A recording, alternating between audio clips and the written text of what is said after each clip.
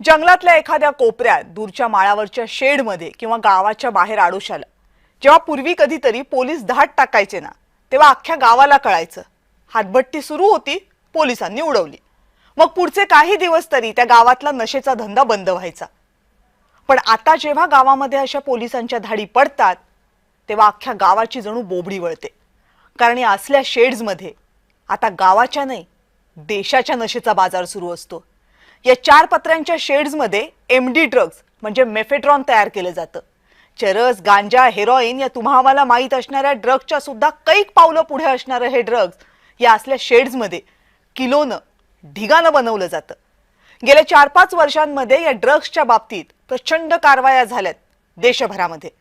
या ड्रग्जचा व्यापार इतका खोलवर रुतलाय की अगदी फार्मा इंडस्ट्रीमधले लोक, इंजिनियर्स अशा सुशिक्षितांपासून ते रुग्णालय, मंदिर व्यवस्थापन अशा पवित्र मानल्या जाणाऱ्या संस्था सुद्धा यामध्ये गुंतल्याची उदाहरणं आहेत.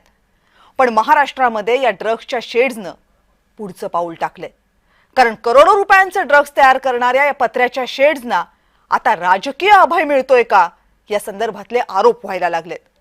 आणि हा आरोप कुणा नगरसेवक किंवा जिल्हाध्यक्षावर होत नाहीये. हा आरोप झालाय राज्याचे उपमुख्यमंत्री एकनाथ शिंदेंच्या सख्ख्या भावावर. एकनाथ शिंदेंचे सख्खे भाऊ प्रकाश शिंदे यांचे साताऱ्यातल्या सावरी गावात एक रिसॉर्ट आहे. या रिसॉर्टच्या मागे एका शेडमध्ये 145 कोटींचे ड्रग्ज पकडले.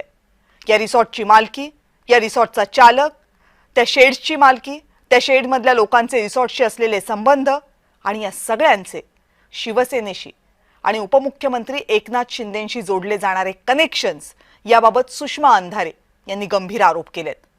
यामध्ये आश्चर्याची बाब ही आहे की सुषमा अंधारे हे सगळे आरोप करत असताना एकनाथ शिंदे आणि त्यांची शिवसेना यांच्याकडून या प्रकरणामध्ये अधिकृतपणे स्पष्टीकरण दिलं जात नाहीये.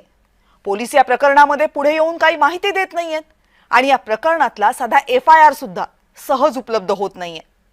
आता हे सगळं बघितल्यानंतर कळीचा मुद्दा हा आहे की ड्रग्ज निर्मितीसारख्या गंभीर गुन्ह्यामध्ये महाराष्ट्र सरकार गंभीर आहे की नाही, याच मुद्द्यावर चर्चा करायची.